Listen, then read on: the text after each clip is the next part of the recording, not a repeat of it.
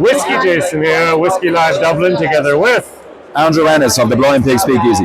Blind Pig Speakeasy. Now, Speakeasy is a bar. Are you a bar? Yeah, indeed. We have a license, so we're allowed to sell alcohol. Okay, and here in Dublin, I think? Yeah, in Dublin, just off the end of Grafton Street. All right, very good. What are you doing here at Whiskey Live Dublin then? So we're here to show a range of bottled cocktails. Yeah. We produce them in the bar ourselves from scratch. Everything is hand-labelled, hand-filled. All the recipes are ours, based on contemporary and classic drinks. Yeah. So we have a right hook. I think that's what this called is, right? So what is this? So this is a variation of a classic cocktail called a Manhattan. Okay. This comes from a very famous cocktail bar in New York City called Milk and Honey. Very influential. We wouldn't have the Blind Pig without the existence of that bar. Oh. So we're using 50% ABV straight rye from Town Branch. Okay, Lexington, Kentucky. Very good. Connections to Pierce Lions and so on. Yeah, of course. Yeah, really good guys. They're helping us support us. They're carrying that into the distillery in Pierce Lions as well. Oh, okay. Very, very good. And handwritten labels, hand labeled. I've got all the blisters to attest to that. Especially when you screw things. I got 200, 300 bottles. I got a blister as well. So I get to try this, So, all right, very, very good. So 29.7%. Why is yours so high? So the issue is that when you find out a lot of bottled cocktails in the market now, they're generally quite low in ABV, so that means you're missing out on texture, you're missing out on the body of the spirit as well, and people want to actually taste what they're buying, you know. We're a cocktail bar that's really well known for its adherence to classic drinks, the philosophy of classic drinks as well, and we can't put drinks out onto the market that don't reflect the bar's quality. So we have to make sure that everything we do is as high ABV as possible, to the detriment of our GP, but it means that you're getting a quality drink out the other end as well. Exactly. All right. So not 30%, 29.7, right? We're very precise. Very precise, very good. You have two other whiskey-based cocktails. Let's talk about those as well. So we have the improved whiskey cocktail here as well. I like this, the improved whiskey improved, I mean, it's improved. I like that. It's quite Victorian in nature, you know. Everything is improved by adding a bit more of liqueurs and such. All right. So the issue behind the naming of the drink is, like, when people think of like the old fashioned, they think that's what it was always called. Right. It was called the old fashioned because, well, the original name was whiskey cocktail.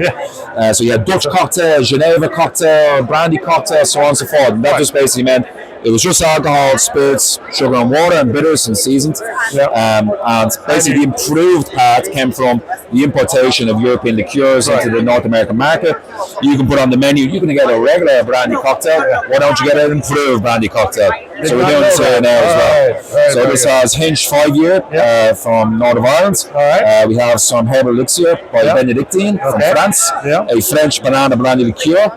A small amount, it gives it that kind of lush, kind of creamy mouthfeel. A small amount of demerara sugar, absinthe, orange bitters and aromatic bitters, and a small amount of filtered water. Yeah, I tried just a tiny little bit of salt. Doesn't have to be ice. It can just you can get it if you just sit over here. I'm really curious because I'm not a cocktail drinker normally. I just drink my whiskey. Our Whiskey Live here, we were meeting a lot of people trying to convert them off the idea that whiskey can actually be mixed in an appropriate way. Yes, it can. You know? You should sometimes. So by having it at a high ABV strength, we're maintaining the integrity of the drink too.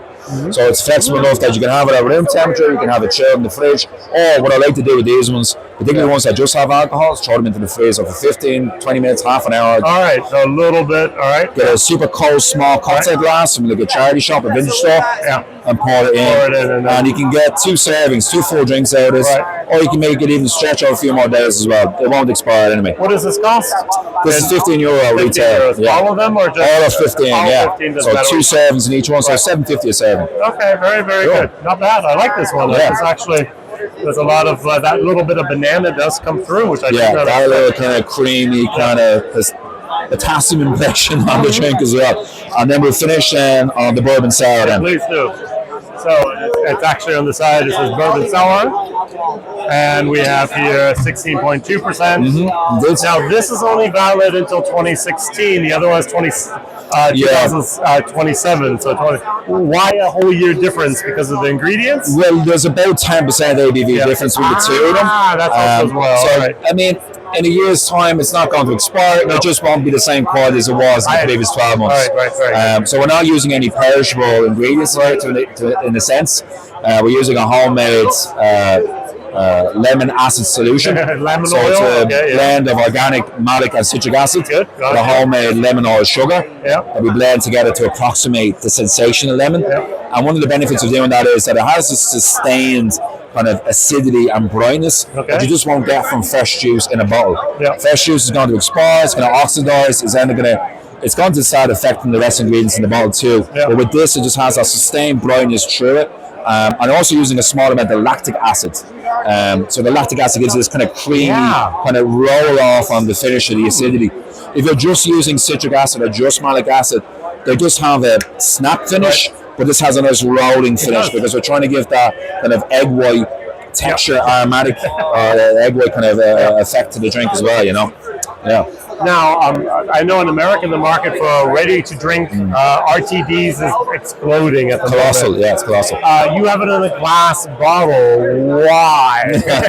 Well, to be honest, we are a small bar, and I'm doing this in a 5-litre bucket with a weighing scales and a graduated cylinder. It's me with the labels, with the blisters on my hand, doing it by myself. But we are being helped out by Celtic Whisky, and we have been helped out by Pierce Science Institute. We are looking to expand in future, grow the brand out, grow the capacity as well. But at this stage, you know, I think it's nice because each batch is only 3 litres, so each batch is 12 bottles. So there's complete consistency all the time as well. So it keeps us going. And is there an online shop where we can actually buy these? You can buy them through the website, theblindpig.ie. You can go on to Celtic Whisky and order online as well. And you can go to Pierce Science, which I believe they'll stock it online as well. So I know Celtic Whisky sends to Germany, for example, and so they can actually send more than you probably can. I mean, if you pop into the bar, I mean, you can take as many bottles as you wish you want to bring home with you. So and also get jazz and blues in the bar too. So it was nice. It was nice together. Very, very good. And your background is a bartender, or what? Bartending. I think everyone's background when they come into hospitality is they've done something adjacent to it, something in the creative side of things. I studied fine art, photography, and graphic design. And I found this as another way of expression, creative instincts and desires. It's everything that you leave out of this drink is as important that's gone into it, you know. So the execution of it is, for me, is very important. The visual aspect, almost the heritage of the drinks as well. So it's all very important to me. That's good. It's going to stick with these 5. There's 2 other ones that I did not try because they're not whiskey based. Will your portfolio grow, or are you going to stick with these 5? We're quite content at the moment with this 5. We have another one actually we don't have here today because it's a vodka based drink. It's carbonated. We carbonate that in the moment for service when people want to order it. So we didn't think it was going to be so appropriate for today, but all these have gone down really well. And of course we work with other brands at the moment to collaborate on newer SKUs to come out as well. So we're definitely looking to expand it as well. So you convinced me to talk about cocktails. I'm very happy I did. Very interesting. All 3 are in their own little area. Very, very well done. And great stuff. So we can visit you here at the Blind Pig Speakeasy. Speakeasy.ie. In Dublin City Centre. Excellent. Thank you very much. Ciao.